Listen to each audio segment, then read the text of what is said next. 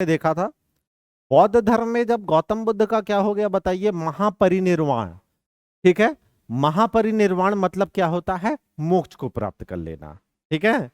जैसे कल एक बच्चे का फोन आया, वीडियो देखा, बोला सर मोक्ष क्या है? मैं बोला वही जो तुम्हें नहीं मिला। तो बोले इसका मतलब क्या होता है ना? तो जैसे मोक्ष की ये एक सिंपल सी एक अवधारणा, कॉन्सेप्ट समझ लो। देखो, मनुष्य जीवन में 5 विकारों से घिरा रहता है। कितने विकारों से? 5। अब वो 5 विकार क्या है, बस इसी में पूरा जीवन चला जाता है उसका। ये 5 विकार, विकार मतलब बुराइयां। और ये बुराइयां क्या है? 5 विकार, समझना बात को। काम, काम मतलब इच्छा। और हर चीज की जड़ क्या है बताइए? इच्छा। अगर कोई पुरुष इच्छा या कोई स्त्री इच्छा विहीन हो जाए तो क्या हो जाए बताइए? सन्यास।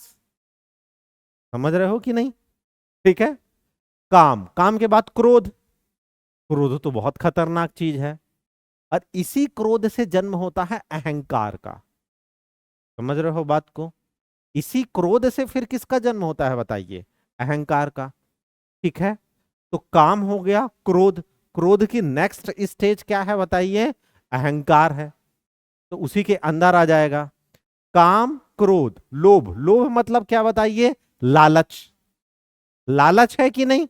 मैंने बताया ना, वास्को डी गामा जब भारत आया तो बोला कि भारत के लोग अत्यधिक लालची हैं।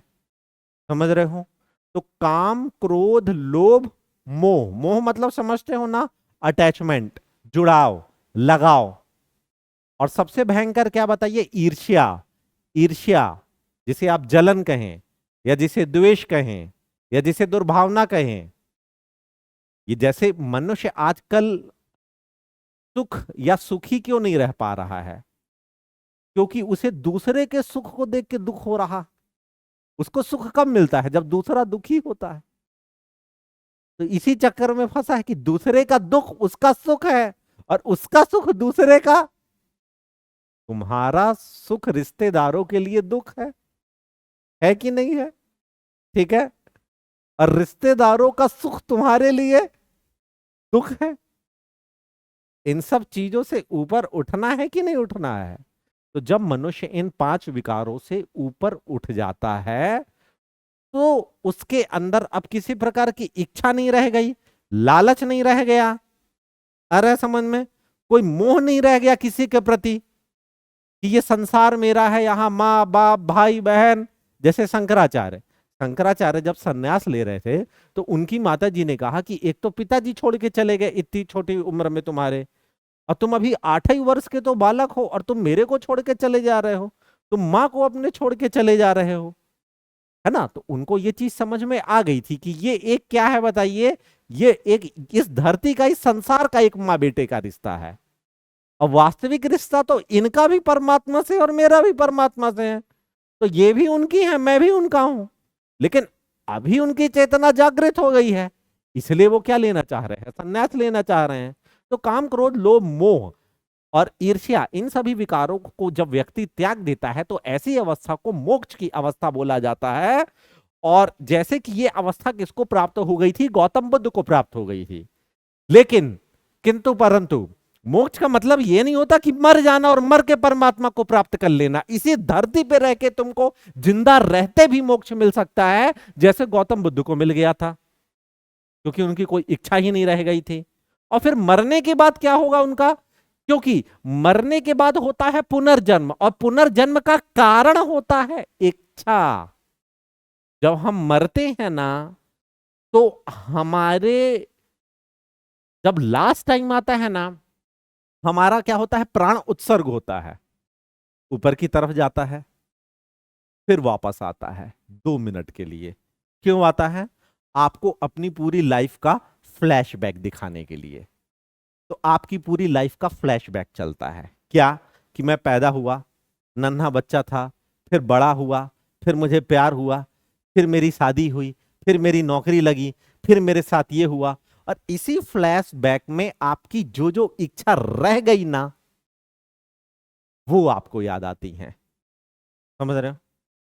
जैसे किसी को सच्चा प्यार नहीं मिला, किसी की सदिया ही नहीं हुई, किसी की नौकरी ही नहीं लगी, किसी को पैसा नहीं मिला, कुछ ना कुछ तो इच्छा रहेगी ना, फ्लैशबैक में दिखेगी कि नहीं दिखेगी? तो वो फ्लैशबैक ही आपके अगले जीवन का क्या होता है बताइए, एक पाथ होता है। तो उसी के आधार पे आपकी आत्मा को अगले जीवन में भेजा जाएगा, और जो इच्छाएं रहेंगी उसके साथ भेजा जाएगा कि जाओ अब तुम इस जन्म में अपनी बची हुई इच्छा को पूरा कर लो। लेकिन अगर इच्छा नहीं हुई, 2 मिनट का फ्लैशबैक हुआ, तो पता चला आपकी चेतना शून्य, मेरी कोई इच्छा ही नहीं है, मेरे को किसी से मोह नहीं है, लगाव नहीं है, मेरे को कुछ चाहिए नहीं। तो फिर उसकी आत्मा कहां चली जाएगी कि चलो अब इसको कहां ले चलो, परमात्मा के पास। क्योंकि जब इसकी इच्छा ही नहीं रहेगी तो इसे वहां भेज के करेंगे क्या? ये किसी कर्म में पार्टिसिपेट ही नहीं करेगा, क्योंकि इसकी आत्मा की चेतना जागृत हो गई। तो कॉन्सेप्ट समझे इंडे? समझ में आ गया मोक्ष चोक्ष क्या होता है? ठीक है, तो चलो, अब गौतम बुद्ध को मिल गया मोक्ष, वो तो चले गए, लेकिन उनके द्वारा दिए गए उपदेशों को लोगों तक कैसे पहुंचाया जाए, उनकी बातों को कैसे पहुंचाया जाए? तो जब जब गौतम बुद्ध जहां जहां उपदेश देते थे, तो उनके उपदेश को उनके साथ उनका एक अनुयायी हमेशा क्या करता रहता था, नोट करता रहता था। दूसरी जगह गए, दूसरा अनुयायी नोट किया, तीसरी जगह तीसरा अनुयायी, सबने रफ पेज में पूरा नोट कर लिया। फिर एक आदमी आया, बोला गौतम बुद्ध तो चले गए हैं, और उन्होंने मरते समय बोला था कि मेरी शिक्षाओं का, मेरे जितने भी बौद्ध संघ के अनुयायी हैं, जो भी शिष्य हैं, मेरे द्वारा बताई गई शिक्षा का और आचरण का क्या करें, पालन करें। तो उन लोगों ने बोला पता तो हो कि शिक्षा क्या है अगली पीढ़ी को?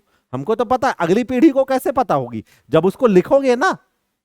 तो उनके सभी उपदेशों को सबको लाया गया, फेयर कॉपी में नोट किया गया, और उन्हीं को क्या बोला गया, गौतम बुद्ध के उपदेश और बौद्ध धर्म के ग्रंथों का संकलन। तो वही क्या कहलाए, बौद्ध धर्म के ग्रंथों का संकलन। तो इनको संकलन करना है तो सबको एक जगह बुलाना पड़ेगा कि नहीं? सब लोग अपनी अपनी रफ कॉपी लेकर के आओ। फिर एक आदमी यहां अध्यक्ष बनेगा, वो उसको सबको लेकर के क्या करेगा बताइए, नोट करेगा, और नोट करके फिर उसको सबको क्या करेगा बताइए, उपदेश देगा। तो इसी उद्देश्य से प्रथम बौद्ध संगीति का आयोजन हुआ।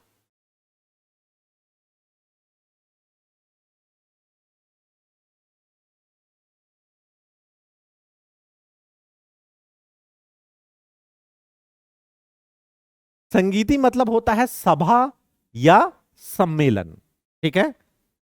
तो सभा किया गया, ठीक है?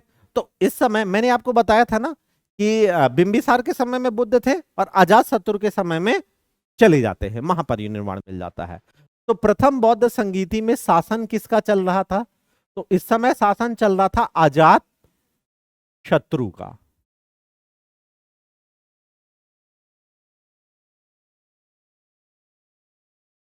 अजात शत्रु का चल रहा था, ठीक है ना? समय काल क्या था? आज से 483 ईसा पूर्व,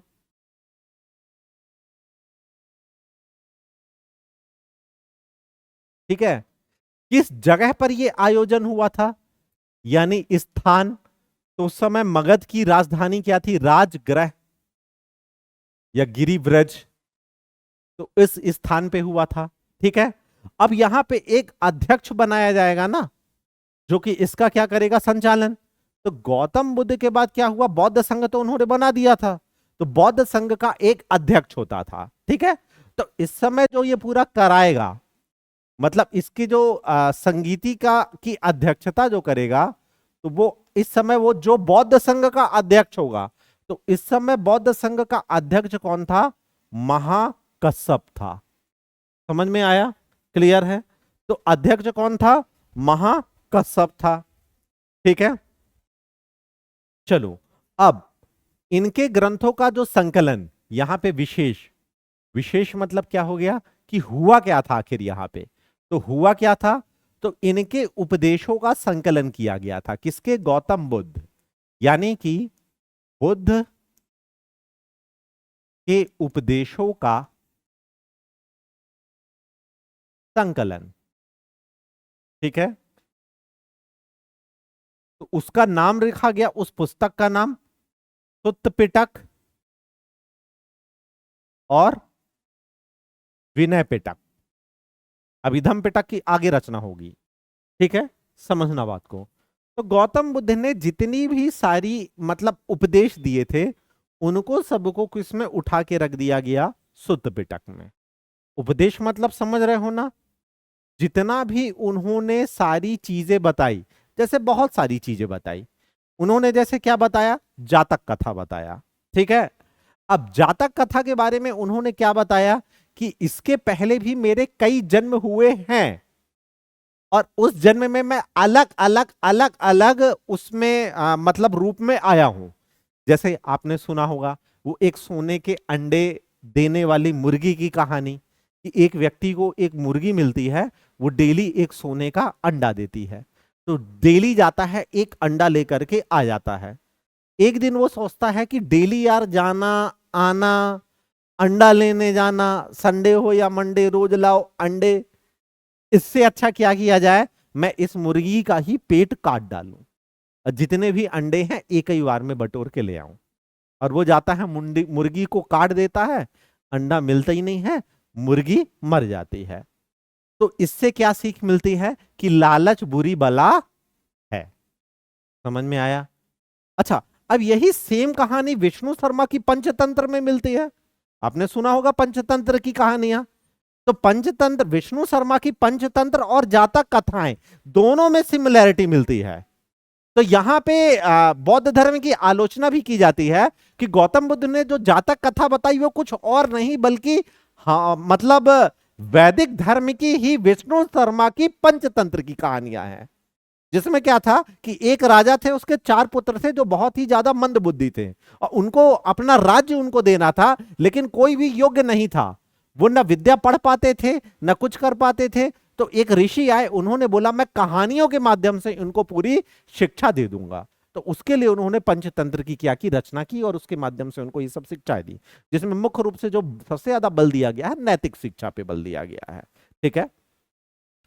तो जितनी भी उन्होंने अपने जीवन में उपदेश बताए, उन सभी उपदेशों का संकलन किसमें है? सुत्त पिटक में। एग्जाम में पूछेगा कि गौतम बुद्ध के उपदेशों का संकलन इसमें से किस पुस्तक में है? सुत्त पिटक में, विनय पिटक में या अभिधम पिटक में? तो किसमें है बताइए? सुत्त पिटक में। ठीक है। फिर विनय, विनय पिटक में क्या है कि गौतम बुद्ध के द्वारा बताए गए आचरण और नियमों, आचरण और नियमों का संकलन है। इसमें क्या है बताइए? उपदेशों का संकलन है। इसमें गौतम बुद्ध के द्वारा बताए गए आचरण और नियमों का संकलन है।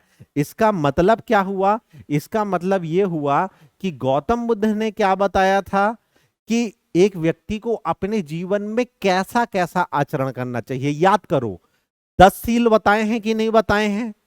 सत्य, अहिंसा, अस्तेय, अपरिग्रह, मद्यपान न करना, आरामदायक बिस्तर पर ना सोना, असमय भोजन ना करना, ये सारी चीजें बताए हैं कि नहीं बताए हैं? तो इस तरह का क्या करना है बताइए? आचरण। और इसी तरह का जब आचरण करोगे तो धीरे धीरे धीरे धीरे आपके अंदर क्या है बताइए? एक भावना किसकी आने लगेगी? त्याग की।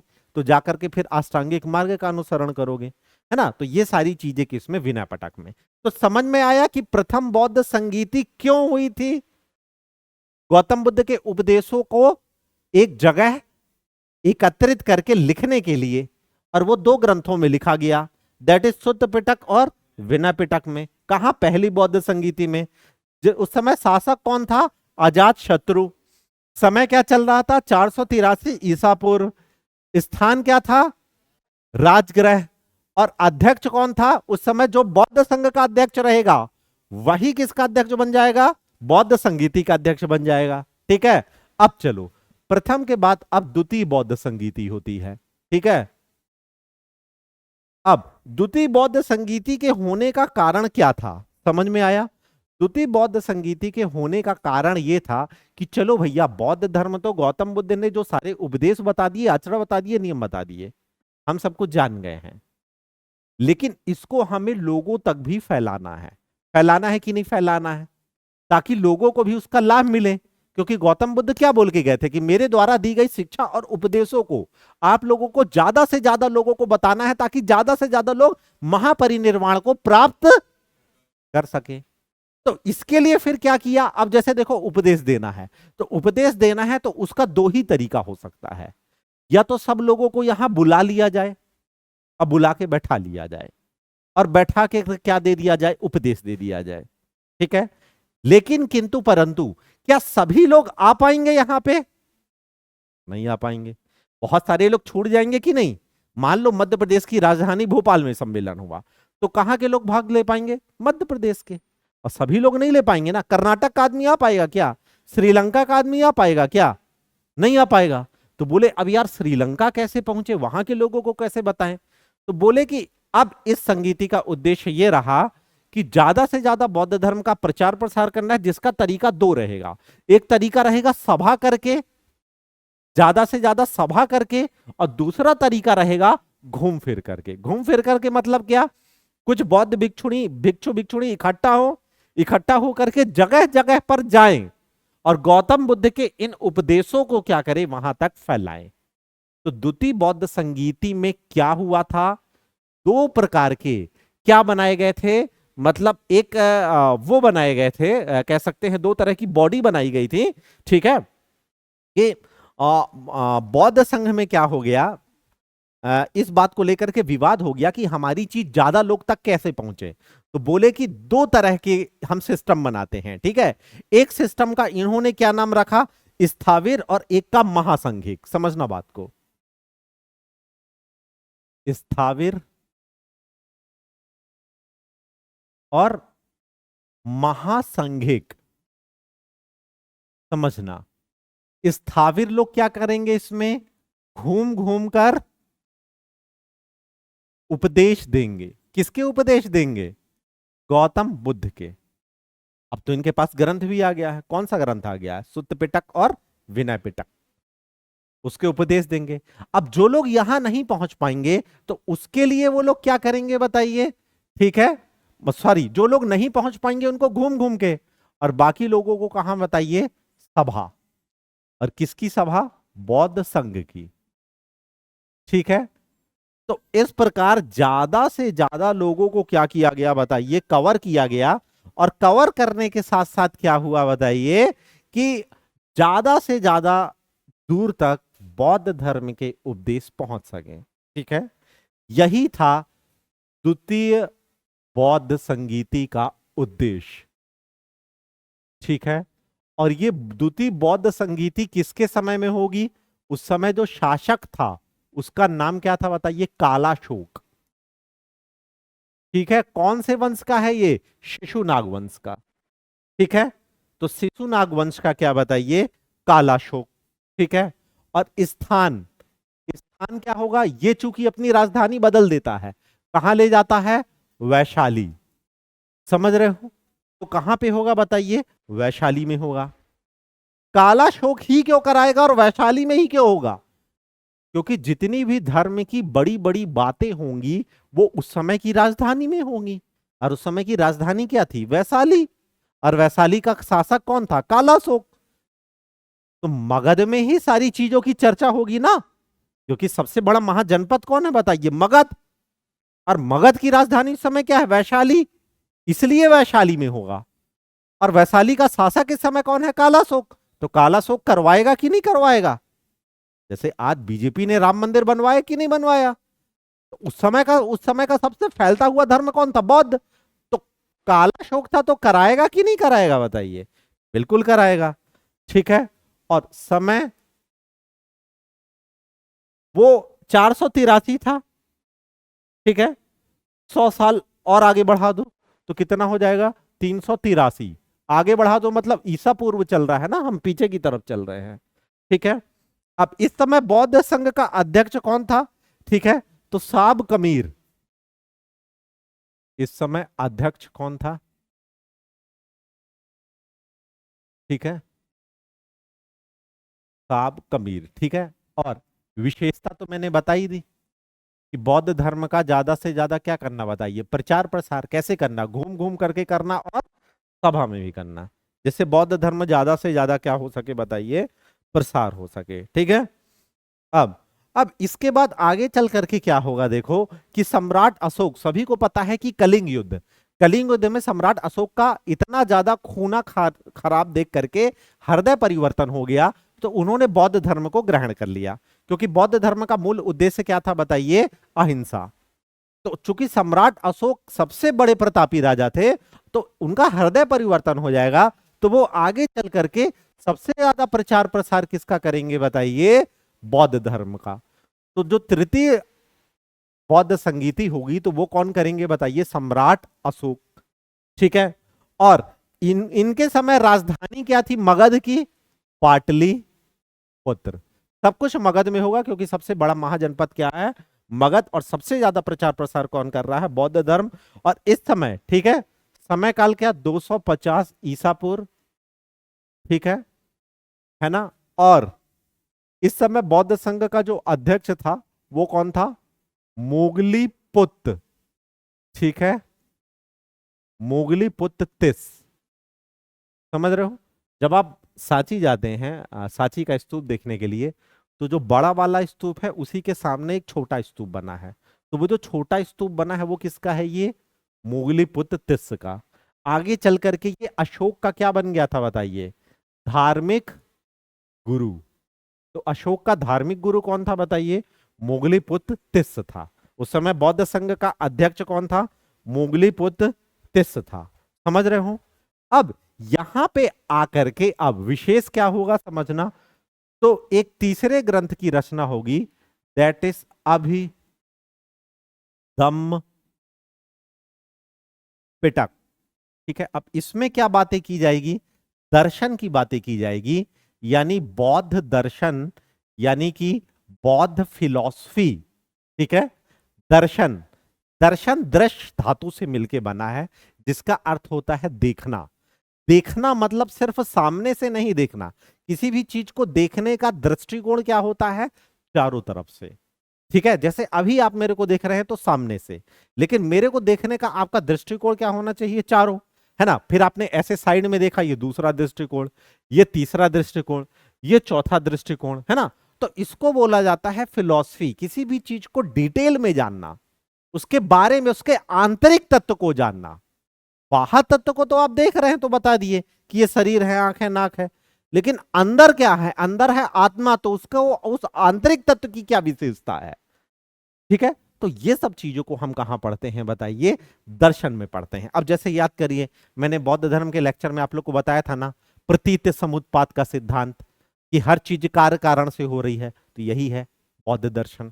समझ रहे हो? क्यों हो रही है? भव के कारण। भव क्या है? इच्छा है।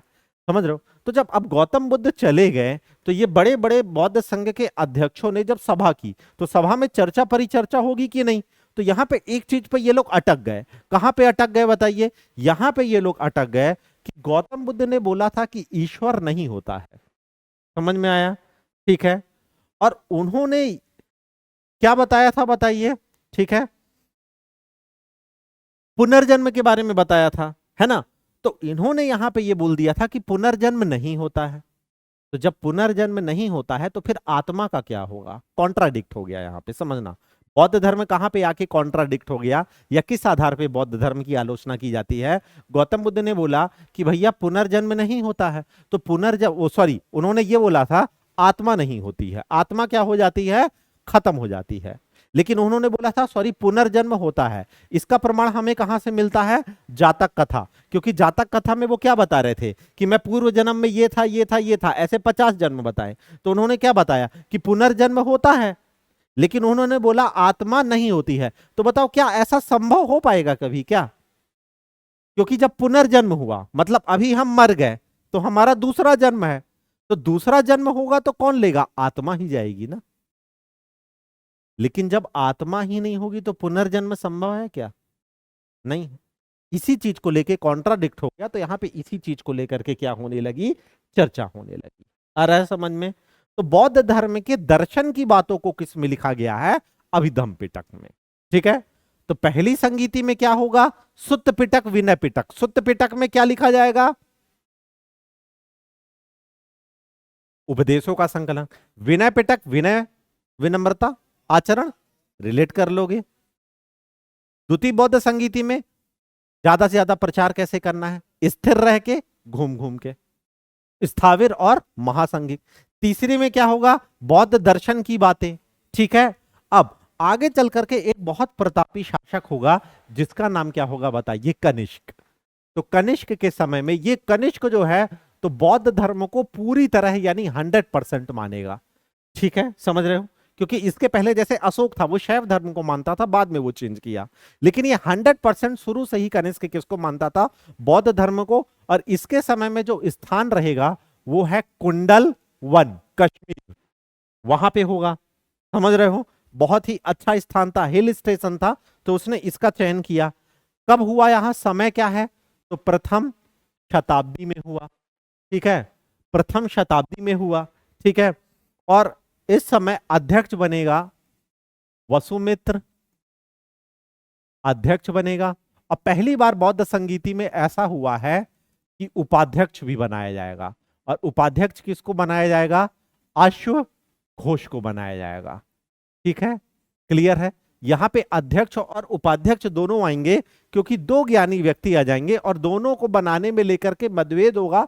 तो कनिष्क बोलेगा एक काम करो, वसीमुत्र अध्यक्ष बन जाए और अश्वघोष क्या बन जाए? उपाध्यक्ष बन जाए। ठीक है, अब आगे चल करके यहां पे क्या हुआ कि धीरे धीरे आगे चल करके जब मौर्य काल आएगा, ठीक है, मौर्य के बाद मौर्योत्तर काल आएगा, फिर गुप्त काल आएगा। तो जब गुप्त काल आएगा ना, तो गुप्त काल में सबसे ऊपर चढ़ करके कौन सा धर्म आ जाएगा? वैष्णव, इसी के साथ शैव। अब वैष्णव और शैव ज्यादा प्रगति करने लगेंगे। और यहां पे किसकी कल्पना आ जाएगी बताइए? विष्णु जी के किसकी बताइए? अवतारों की कल्पना आ जाएगी, पूजा पाठ करने लगेंगे। आ रहा है समझ में? तो यहां पे भी जो बौद्ध धर्म के जो लोग रहेंगे वो दो गुट में बढ़ जाएंगे, महायान और हाँ हाँ ये डिजायर, हाँ हमारी है, बस 2 मिनट आए है ना। महायान और हीनयान, समझ गए? ठीक है, महायान कौन थे? जो लोग बुद्ध को क्या मानते थे? देवता। जबकि गौतम बुद्ध ने बोला था मेरी पूजा मत करना, मुझे देवता मत बनाना, मुझे मंदिर में मत विराजना, तुम सिर्फ मेरे उपदेशों का पालन करना। ठीक है, और जो हीनयान था, ठीक है, तो उसने बुद्ध को क्या माना? महापुरुष। क्या माना? महापुरुष। अब ऐसा क्यों हो गया? क्योंकि समय सब करवाता है ना, क्योंकि यहां पे बढ़ चढ़ करके अवतारवाद आ गया। तो अवतारवाद आ गया, पूजा होने लगी, तो इसलिए एक संप्रदाय बोला कि गौतम बुद्ध भी क्या है? देवता। वो कौन? महायान। और हीनयान क्या बोला? नहीं, ये महापुरुष है। ठीक है, आगे चल करके ब्राह्मण और पुरोहितों का वर्चस्व बढ़ेगा, वैष्णव और शैव का वर्चस्व बढ़ेगा। तो बोलेगा सुनो, गौतम बुद्ध कोई और नहीं बल्कि विष्णु जी के कौन है? 9वें अवतार हैं। अब इनको कहां विराजो? मंदिर में। पुरोहित को बुलाओ, चलो फिर घड़ी घंटी बजाओ, पूजा शुरू कर दो। समझ में आया? तो ये धर्म का वर्चस्व लगातार आपसी लड़ाइयां चलती रही हैं, कभी कोई श्रेष्ठ तो कभी कोई श्रेष्ठ। एक इंडिपेंडेंट रूप से धर्म को भी किसके अंडर में ला दिया गया? जिसे आप वर्तमान में सनातन बोलते हैं, उस समय क्या बोलते थे? वैदिक। लेकिन इस समय वैष्णव। तो वैष्णव अपने आप में बौद्ध को समाहित कर लेगा। इसलिए आज भी जो बौद्ध धर्म के लोग रहते हैं ना, वो हिंदू देवी देवताओं की भी पूजा करते हैं और बुद्ध जी की भी पूजा करते हैं। और बुद्ध जी को भी मंदिर में बैठा दिए, बोले उपदेश उपदेश, फालतू बात नहीं, धूप बत्ती लाओ, प्रसाद लाओ, भंडारा कराओ। ठीक है, चलो ये हो।